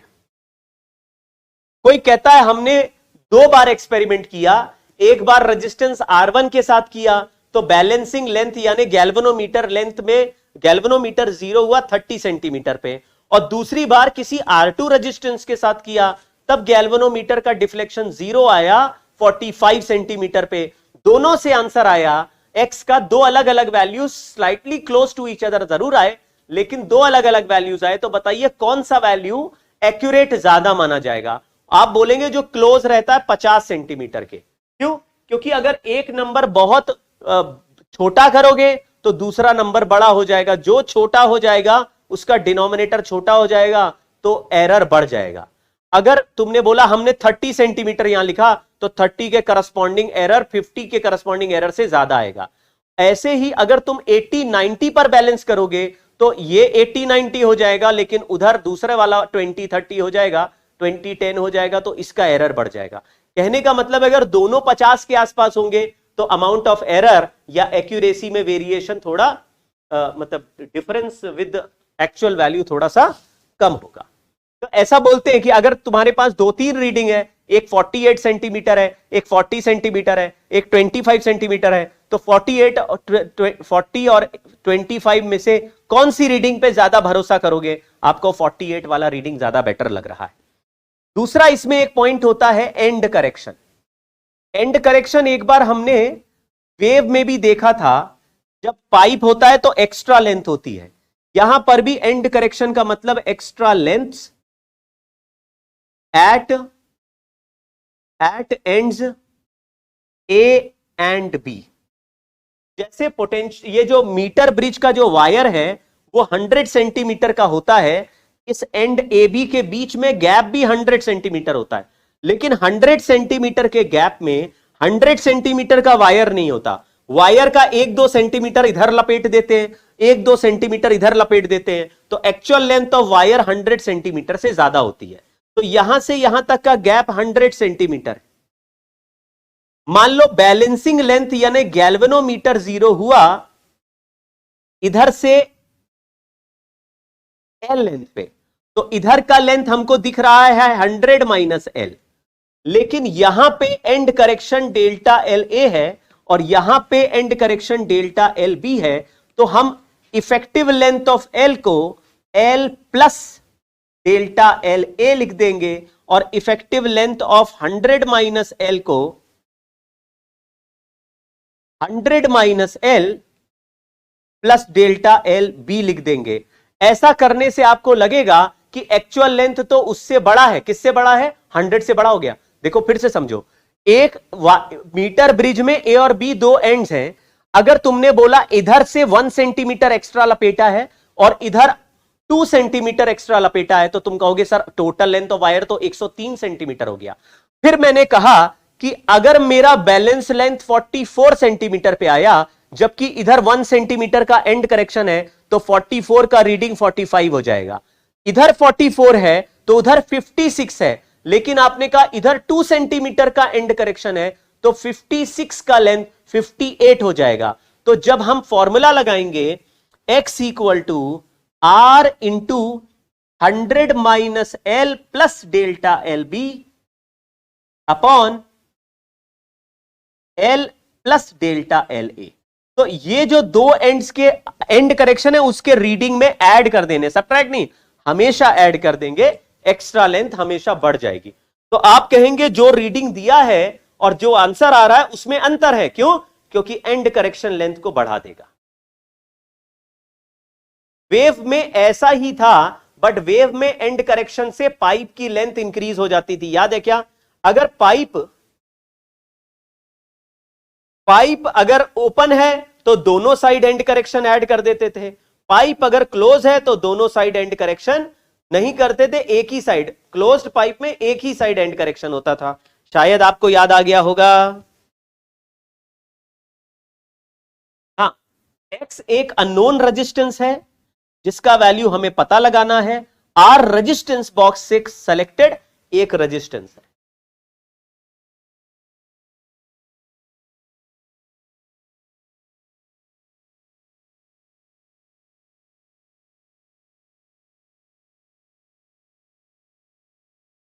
चलिए एक क्वेश्चन करते हैं, फटाफट पढ़ते हैं। लिखा हुआ है, अरे 88 कहां से आगे लग रहा है? जिस बुक से छापा वहां का नंबर 88 था। चलो हटाओ। In the figure shown for gives, ये क्या लिखा है? In the figure shown gives the value of R1 and R2 and the balance point jockey is 40 centimetre from A. अच्छा, R1 R2 का वैल्यू पूछा है। When R2 is shunted by resistance of 10 ohm, balance shifts to 50 centimetre. चलिए पहले ये लिखते हैं कि 40 सेंटीमीटर, ये 40 सेंटीमीटर है तो ये 60 सेंटीमीटर होगा। तो मैंने कहा R1 upon 40 equal to R2 upon 60। एक इक्वेशन तो ये हो गया। फिर ये लिखा कि अभी R1 और R2 में R2 के ऊपर 10 ओम की शंटिंग कर दी। अगर R2 के ऊपर 10 ओम की शंटिंग कर दे तो R2 का वैल्यू बदल के R2 into 10 upon R2 plus 10 हो जाएगा। ये नया रेजिस्टेंस हो गया। इसको 50 से डिवाइड कर दिया, इक्वल टू R1 अपॉन 50 हो गया। क्या ये बात समझे?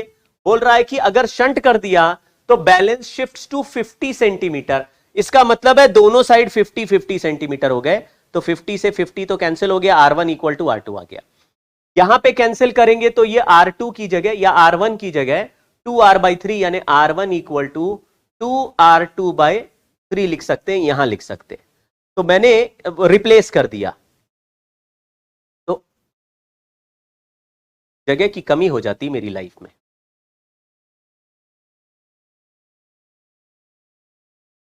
R1 equal to R2 into 10 upon R2 plus 10 और डिवाइडेड बाय 50 सेंटीमीटर इसमें भी किया, 50 सेंटीमीटर इसमें भी किया, 50 से 50 कैंसिल हो गया।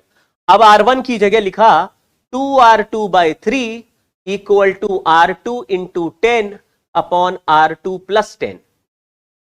अब R2 से R2 कैंसिल हो गया, 2 से ये कैंसिल होके 5 आ गया, R2 इधर 3 इधर, तो R2 plus 10 equal to 15।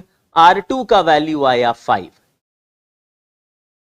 R2 अगर 5 है तो 10/3 हो जाएगा R1। तो ये आंसर सही है, करेक्ट है क्या?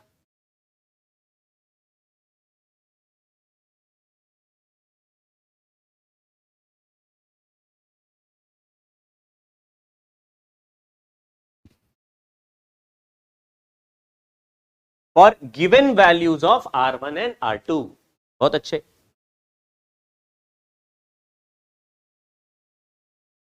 क्वेश्चन समझ में आया? आसान सवाल नहीं था, लेकिन इस तरह के सवाल आपको पूछे जा सकते हैं। अगर आप कहेंगे ये आसान सवाल है तो वेलकम टू द क्लब। ये सवाल ही आपको जेई में मिलेंगे। सीधा आंसर नहीं आ रहा, 2 इक्वेशन सॉल्व करके आ रहा है। जेई मेंस और एडवांस में ऐसे ही सवाल आ रहे हैं बच्चों। अगर ये आपसे हो रहे हैं तो आपका सिलेक्शन हो जाएगा। मैं लिख के दे रहा हूं, अगर ये क्वेश्चन आपको आसान लग रहे हैं इसका मतलब है आप सिलेक्शन के लिए तैयार हैं, आपका होगा सिलेक्शन आपका। बिल्कुल टेंशन लेना नहीं है।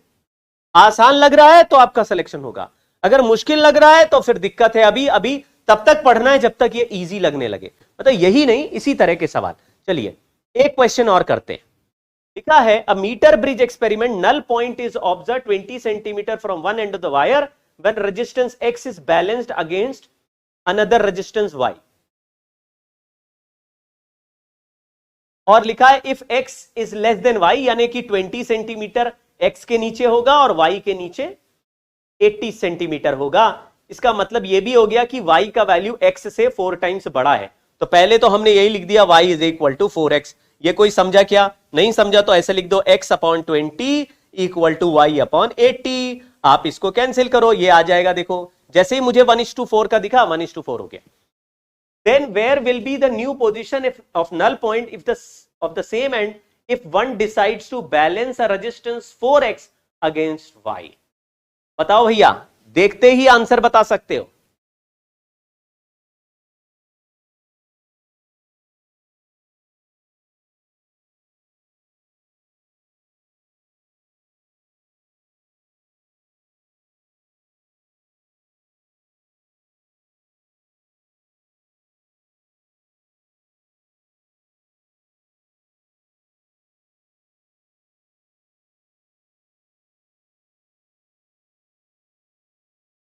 अब कहा है कि 4x को y के साथ अगर हम लगाएं, मतलब एक जगह पर 4x लगाएं और फिर y लगाएं, balanced if same and null point for if one decides to balance a resistance of 4x। यहां पे 4x है लेकिन y खुद 4x है, y का वैल्यू खुद 4x है, तो ये 4x और 4x बैलेंस कर रहे हैं। कहां बैलेंस होंगे? बिना सॉल्व किए बता सकते हो, बिना सॉल्व किए बता सकते हो।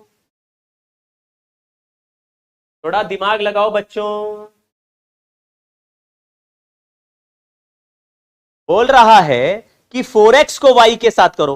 अरे y का वैल्यू तो खुद 4x के बराबर है, तो 4x को 4x के साथ बैलेंस करना है। 4x को 4x के साथ बैलेंस करें तो कहां बैलेंस होगा? देखो अब कई लोगों के गलत आंसर आने लगे। अभी कुछ लोग बोल रहे थे हाँ सर आसान आसान होता है, अरे हो गया अब मेरा सिलेक्शन हो गया। देखो 1 मिनट में क्वेश्चन के आंसर गड़बड़ आने लगे, तो इसलिए थोड़ा ध्यान से। पोस्ट ऑफिस बॉक्स, जल्दी से 5 मिनट में ये करते हैं। आज पोटेंशियोमीटर तो नहीं हो पाएगा। पोस्ट ऑफिस बॉक्स क्या होता है वो देख लो। पोटेंशियोमीटर के सवाल अगली बार करेंगे, वो इंपॉर्टेंट भी ज्यादा होता है। फिर पोटेंशियोमीटर के इमीडिएटली बाद आरसी सर्किट भी करेंगे, तो नेक्स्ट क्लास में मोस्टली कॉन्सेप्ट सारे हो जाएंगे। पोस्ट ऑफिस बॉक्स में एक लंबा सा एस टाइप का डायग्राम होता है, उसको आप बना लीजिए। पोस्ट ऑफिस बॉक्स का सवाल एक बार ही एडवांस में पूछा है और वो भी झंडू सवाल होता है, वही सवाल मैं आपको बताऊं, वही बनता भी है।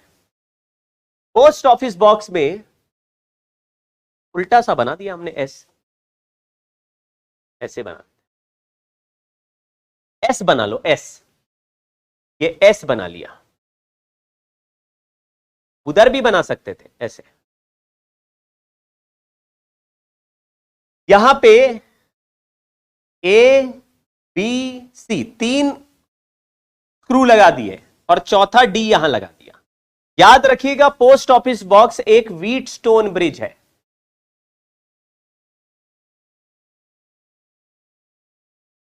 व्हीट स्टोन ब्रिज में 4 रेजिस्टेंस होते हैं, तो ए और बी के बीच में एक रेजिस्टेंस है पी है। ये रेजिस्टेंस बॉक्स की तरह है, यहां पे 3-4 रेजिस्टेंस है, 1 ओम, 10 ओम, 100 ओम, 1 ओम, 10 ओम, 100 ओम।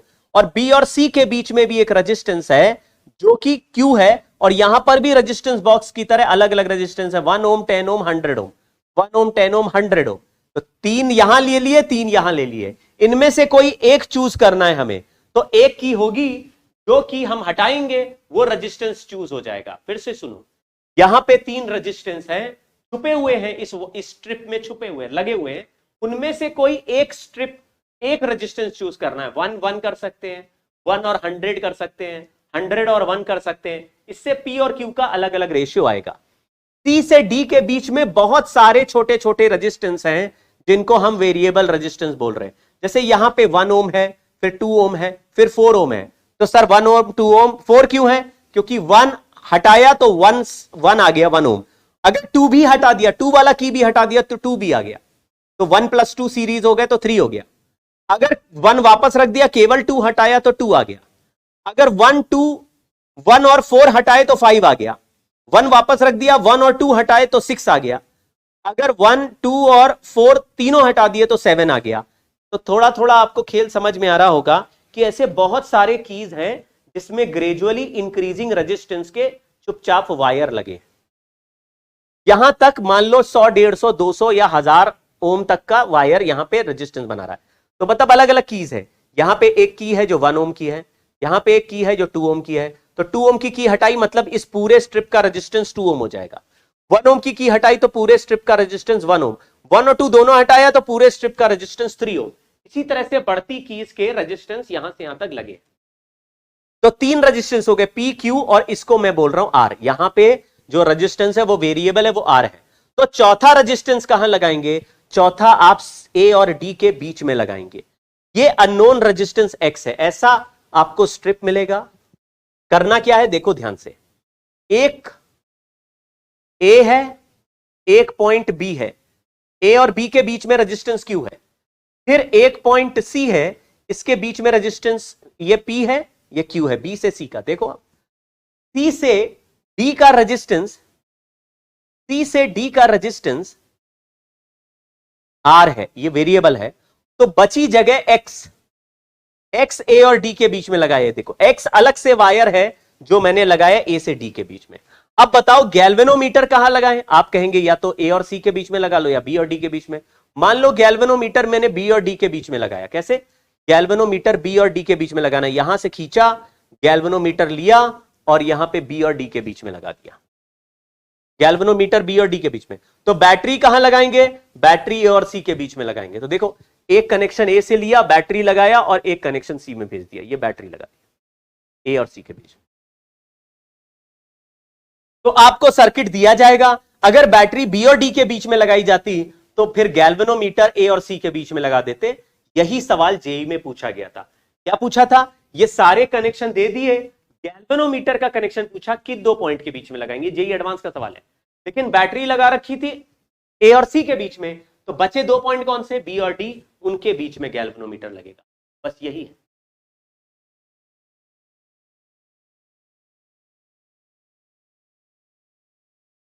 रेजिस्टेंस बॉक्स में सारे रेजिस्टेंस सीरीज में होते। ठीक है, इसको देख लो। अब इसमें क्या है? आर वेरिएबल है, तो पी और क्यू का रेशियो आपने सेलेक्ट किया, आ गया P by X equal to Q by R. Galvanometer का डिफ्लेक्शन 0 है, तो ये आ गया P by Q into R is equal to X, X से मुझे अननोन रेजिस्टेंस मिल जाएगा। आप समझो, P मैंने 10 ओम सेलेक्ट कर लिया और Q मैंने 10 ओम सेलेक्ट कर लिया, तो P और Q का रेशियो आ गया 1। फिर R को 1 ओम, 2 ओम, 3 ओम, 4 ओम, 5 ओम, 6 ओम, 7 ओम बदलते जा रहे हैं। 1 ओम देखा, गैल्वेनोमीटर देखा, डिफ्लेक्शन हो रहा है। फिर 2 ओम डिफ्लेक्शन हो रहा है, 3 ओम डिफ्लेक्शन हो रहा है, 4 ओम डिफ्लेक्शन हो रहा है, 55 ओम डिफ्लेक्शन नहीं हो रहा। तो यहां पे P और Q, P का वैल्यू रखा 10, Q का वैल्यू रखा 10, R का वैल्यू रखा 55 और ये डिफ्लेक्शन नहीं हो रहा, तो P और Q कट गए, R X का वैल्यू 55 आ गया। कुछ कहानी समझे क्या? स्टोरी ऐसी है कि मेरे पड़ोस में, बहुत जल्दी जल्दी बोलूंगा, मेरे पड़ोस में एक लड़का रहता था बिल्कुल बगल वाले घर में। उसके घर में कुछ फैमिली डिस्प्यूट्स थे, मतलब वो अडॉप्टेड था। इसकी वजह से उसके जैसे जो उसके फादर थे, उसके जो असली बेटे थे, वो उससे थोड़े नफरत करते थे और वो चाहते थे कि वो प्रॉपर्टी में हिस्सेदार नहीं बने। आपको पिक्चर समझ में आ रही होगी, फिल्मी स्टोरी जैसी है। उसके फादर ने उसको अडॉप्ट किया था कहीं से, जिसकी वजह से वो एक्स्ट्रा मेंबर फैमिली में था। जो उसके मतलब जो उसके फादर के असली बेटे थे, वो ये चाहते थे कि इसको प्रॉपर्टी में हिस्सा ना मिले। वो पढ़ता था, मेरे से 1 साल जूनियर था। जब मेरा सिलेक्शन हो गया, मैं चला गया, उसके घर में बहुत लड़ाई झगड़े होते थे और दिन रात गाली गलौज होती थी। तो मेरे फादर उस लड़के को मेरे घर में ले आए। मतलब उसमें मेरे फादर ने बोला कि तुम पढ़ नहीं पा रहे हो, एक्चुअली करो, मेरे घर में रह के तैयारी करो। क्योंकि मैं और मेरा भाई ऑलरेडी सेलेक्ट हो चुके थे, हम लोग दोनों चले गए थे बाहर पढ़ने, तो हमारे घर में इफेक्टिवली कोई नहीं होता था। तो मेरे मम्मी पापा ने उसको अपने घर में ले लिया और 1 साल हमारे घर से वो लड़का पढ़ा और सेलेक्ट हो गया। सेलेक्ट होके वो एक प्राइवेट कॉलेज में ही गया, यूपी के ही प्राइवेट कॉलेज में, लेकिन वो निकल गया। और उसकी फीस भी हम लोगों ने ही, मतलब मोहल्ले वालों ने, थोड़े उसके फादर ने मिलकर करी। उसके घर में अभी भी लड़ाई झगड़ा होता जा रहा था कि इसको प्रॉपर्टी नहीं देंगे, इसको ये नहीं करेंगे, वो नहीं करेंगे। वो लड़के के साथ और भी चैलेंज थी, वो थोड़ा हकलाता था, थोड़ा तुतलाता, मतलब उसकी जुबान साफ नहीं थी। लेकिन एक बार कॉलेज गया और वहां पे उसने मेहनत करनी स्टार्ट की। बहुत, मतलब इतने खराब माहौल से गया था कि रोज उसके घर में जूते लात चल रहे हैं, रोज लड़ाई झगड़े चल रहे हैं, मारपीट चल रही है। ऐसे खराब माहौल से वो बच्चे को मेरे फादर अपने घर में लिया, मेरे घर में ले आए, वहां पे पढ़ा, निकल गया, कॉलेज में एडमिशन हो गया और वहां पढ़ा। पढ़ के जब कंपनीज की बात आई, वो हकलाता तुतलाता था। उसने इतनी मेहनत की उसके अपने उस पे पर्सनैलिटी पे कि हकलाने तुतलाने के बावजूद भी उसने अपना इंटरव्यू क्वालिफाई किया। हकला हकला के इंटरव्यू क्वालिफाई किया। वो सरकारी कंपनी थी IOCL, इंडियन ऑयल कॉर्पोरेशन। आपने सुना है कभी नाम इसका? Indian oil corporation. वो इंटरव्यू लेने वाले उसकी झील को देख के दंग रह गए कि ये लड़का इतना, मतलब बोलने में इतना हकला रहा है, इतना तुतला रहा है, इतना साफ नहीं है इसकी जुबान, लेकिन फिर भी अपने पॉइंट, इसको इतनी नॉलेज है कि अपने सारे पॉइंट को एक्सप्रेस कर पा रहा है। थोड़ा लिखे, थोड़ा बोले, थोड़ा हकलाए, उन्होंने उसको सेलेक्ट कर दिया। अब IOCL में हो गया, वहां पे तरक्की करता गया। अपने पेरेंट्स को, जो उसके नकली मां बाप थे, उसने अपने भाइयों के घर से बुला लिया। अब वो पेरेंट्स उसके साथ ही रहते हैं, अपने असली बच्चों को उन्होंने छोड़ दिया है। उसने कहा मुझे प्रॉपर्टी भी नहीं चाहिए, प्रॉपर्टी भी अपने भाइयों को दे दी है, मुझे नहीं चाहिए, रखो अपनी प्रॉपर्टी। और वो पेरेंट्स को लेके नोएडा में रहता है, इतने शानदार अफसर टाइप का। अब वो थोड़ा ऑफिसर बन गया IOC में, तो ऑफिसर है, तो वहां पे उसको सरकारी घर मिला हुआ है, बहुत बढ़िया, उसको खेलने वेलने का और ये सब बहुत अच्छा जलवा है। एकदम नॉर्मल स्टूडेंट, एकदम इतने खराब फैमिली से था कि उसका पढ़ना, ऐसे लोग अगर नहीं पढ़ पाए तो आप बोलते हैं हाँ भाई इसके घर में तो ऐसा माहौल ही था, पढ़ाई का तो माहौल नहीं था। लेकिन एजुकेशन में बहुत दम है। एक बार निकला, फिर पीछे पलट के नहीं देखा उसने, तरक्की करता गया करता गया करता गया, मस्त हो गया। अपने मां बाप को भी बुला लिया, आ जाओ। बहुत ही जबरदस्त, हाँ भगवान जैसी स्टोरी होगी ये तो। लेकिन भगवान में ये फैमिली डिस्प्यूट नहीं था, मतलब भाइयों का। आप समझो, आप अपनी वाइफ, अपने पेरेंट्स की लाइफ बना दोगे। तुम लोग तो असली बेटे हो, तुम्हारा तो और फर्ज है, असली बेटियां हो, है ना? चलो जी, ऑल द बेस्ट है, फिर मिलेंगे, बाय बाय। आज तो 2-3 मिनट जल्दी क्लास खत्म हो गई।